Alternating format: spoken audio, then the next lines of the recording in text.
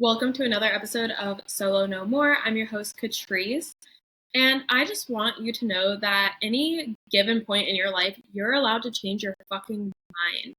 I have been thinking a lot, especially as the trend of the butterfly effect has been, circulating TikTok and Reels, and people have been talking about, if one little thing hadn't happened, would this all, would they be where they are today? And it got me really thinking about all the little, decisions and choices and course corrections that had to happen in my life in order for me to get to where I am today. And I think that growing up, if you don't know this already, I am an eldest daughter. I'm very type A. I'm a planner. I've always been someone who knows exactly where they're going to be 5 years from now type of deal. And I remember being 6 years old, watching the Mary Kate and Ashley SeaWorld adventure mystery special. I hope you know what I'm talking about. But I remember watching that and I got really into, marine biology. And I feel like everyone in my generation, or at least around my age, some people a little bit older, some people a little bit younger, I guess still that means my generation, all at some point wanted to be marine biologists. And that was a really big dream of mine. And then one day I was talking with my grandpa about that. I can't remember how old I was, but he was like, marine biologists make no money. You're going to make no money. You need to pivot. And so then I decided that I wanted to be a writer. And later down the road, I decided that I wanted to be a professional athlete.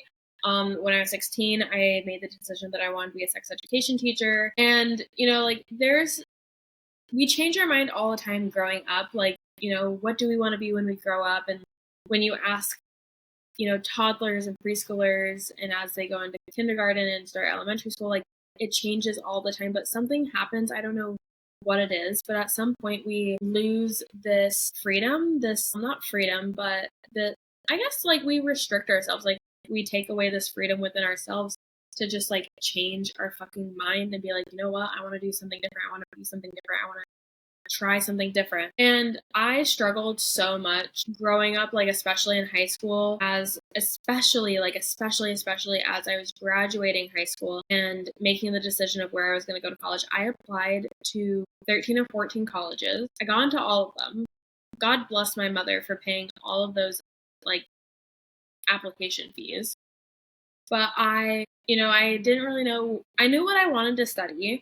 But at the same time, I didn't quite know what I wanted to study because I knew I wanted to be a sex ed teacher, but I was also super duper fascinated in being a sound technician / audio mixer, working.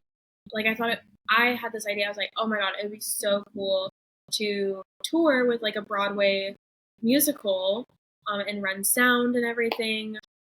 Yeah, if you didn't know, I'm a little bit of a theater kid, a musical theater kid to be exact. But only a skosh. Little small skosh, way more of a choir kid, and even then I think that I fit in a little bit more of the athletes. I don't know. I never really knew what group I fit into, exactly where was my spot, my place growing up in terms of friend groups, social groups. Going on, I was interested in being a sex ed teacher. I was like, oh my gosh, it'd be so cool to travel and tour and do sound, be a sound tech for a Broadway musical. What else was I thinking of? I mean, at the time, prior to my track season, so prior to the spring of my senior year, I was like, okay, I still am very committed to the idea of going to the Olympics one day. Ultimately, now I have these chronic knee injuries that I discovered during the end of my senior year.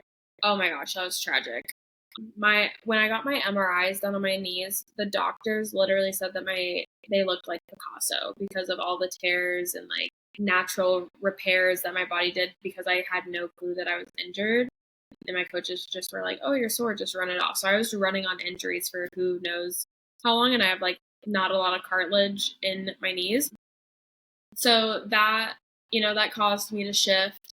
But then I remember it was July of 2018. I had just gone to the aquarium and done a little Seattle date with one of my best friends before he was moving to Utah for school.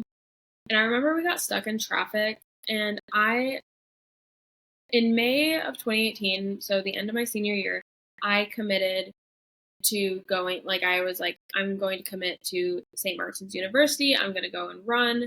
I kind of was in denial about the state of my knees and the pain that I was in. And I was like, I can still do this.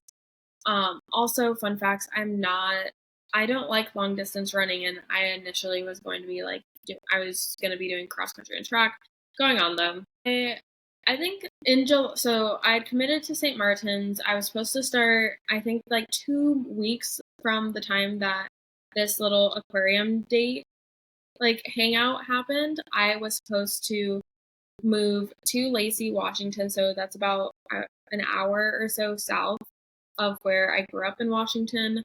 Um, Supposed to move, start training for cross country season. And I just had this like uneasy feeling, and I can't really describe what that was, but I remember sitting in traffic, making our way home from the aquarium. We're sitting in traffic, and I just like looked at my friend and I was like, do you think anyone would be mad if I didn't go to St. Martin's? And I think that was like the moment that I started becoming really comfortable with the idea of changing my mind. And up until that point, and even now, sometimes I still struggle, and I have an example that I will tell you about in a second.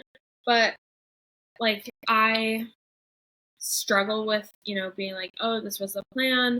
And of course, it's not etched in anywhere in stone that that's like set. But, when I tell myself this is the plan in my brain, like my brain is like, this is the plan, this is what we're doing.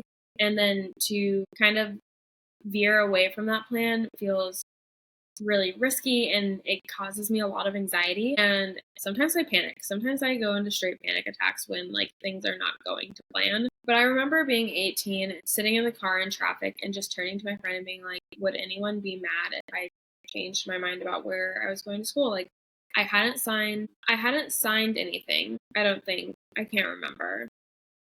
Maybe I did. I can't remember because I didn't have one of those like signing ceremonies. Like, my coach at the time did it for everyone else, but when I decided that, and I was going to be running on a scholarship, it wasn't a big scholarship, but I was getting a scholarship. My high school coaches for track didn't give a flying fuck so I never got a signing ceremony, and I can't remember if I signed anything or not. I probably did because I like was committed to going and everything. So I believe that I did. I hadn't paid a dime yet. That bill was coming up soon. But I just remember being like, would anyone be mad? And like deep down, I knew that no one was going to be mad. Like, it was my life, it was my journey, it was like my decision on where I wanted to go to college. But I remember just the relief when he was like, no one's going to be mad. And I was like, okay, where am I going to go to school now? Because I knew that I still wanted to go to college. I knew that I wanted to get out of my parents' house. Like, I wanted to go and explore the world, and like, having 4 younger siblings, I wanted to just love them, but I wanted to get away.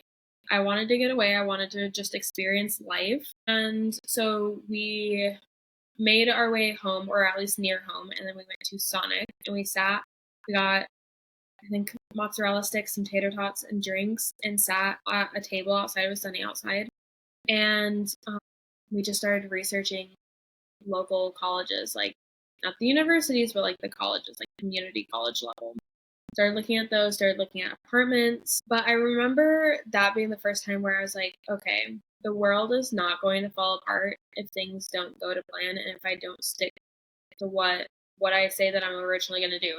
And I do think that there is, and something, I think part of me fights with this idea of like, when you say you're going to do something, you need to follow through with it.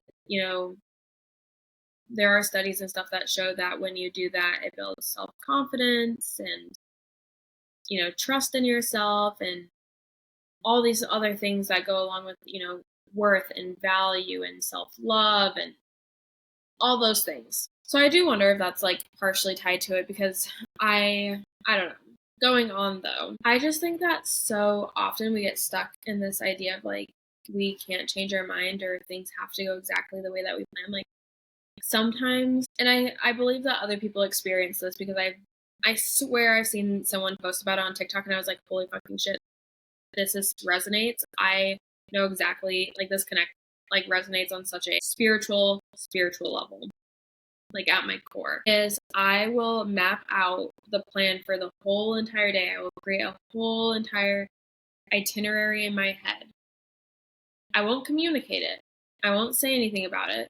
And sometimes even when I do communicate it, like things like don't go exactly to plan and I start like hyperventilating and having anxiety and panic attacks. And Reese, God bless his soul, because that man is just like, it's gonna be okay. It's gonna be fine. Like, let's adjust, let's pivot. Like, there's little moments like that, but I will say overall, when it comes to the grand scheme of like big decisions, you're allowed to change your mind. Things are allowed to shift. You're allowed to, reapproach something from a more knowledgeable point of view, a more knowledgeable place. I think about, I don't live with a lot of regrets. I do have some regrets in my life. We'll talk about those another time. Like, I don't even know where I was going. I lost my train of thought. Where was I going with that? I don't know. Ultimately, the end all be all is like you can change your mind. Like at one point I was like, okay, I'm committed to going to school and being a sex ed teacher. And I remember feeling so guilty about changing my mind on wanting to step into the classroom. Like I still have this desire to teach family and consumer sciences. I still have this desire to teach health classes and sex ed classes. Like I still very much have those desires. I tell Reese all the time that's going to be my retirement plan. It's like I'm going to retire from entrepreneurship and go into like teaching. That's what I'm going to do. But I felt super guilty about it because I was like, oh my gosh, like the reason that I really fell in love with teaching, like my mom's a teacher, but when I was 16, I was in health class. I had just gotten out of a not so great relationship, and we were learning about abusive relationships and healthy relationship dynamics in health class, and I just remember sitting there and being like, wow, this is so powerful. And I wish I had known this information sooner, because I probably wouldn't have stayed in the relationship that I had been in for as long as I did. But I was like, I want to help other young females, not get into situations like I did. Of course, 6 months later, I ended up in the worst relationship on the planet. Not really. I know that there are definitely people who've gotten into worse relationships, but was not safe, was not pleasant. It was not a good situation.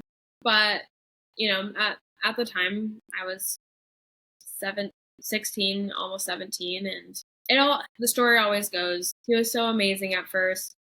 I don't know when things changed. That's how it was.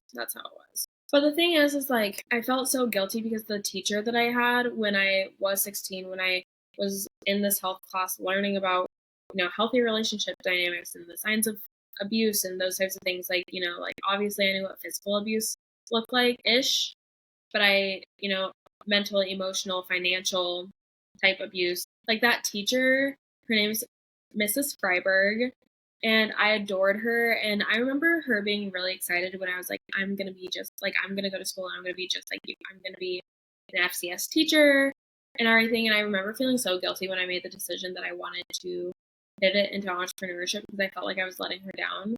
Even though she is so supportive and so loving, and like ultimately at the end of the day, she just wants me to live my best life. But I do think that that was the best decision for me. I don't think that I, at this time, am meant to be in the classroom. Like, hindsight 2020, looking back, I'm like, my first year of teaching would have been in the middle of the pandemic. My first year of teaching, I would have probably started online.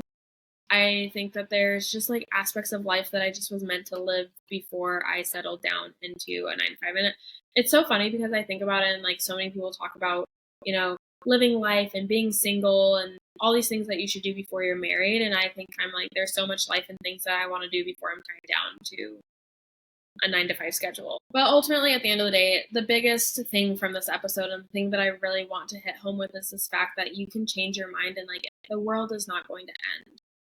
Do what feels good to you.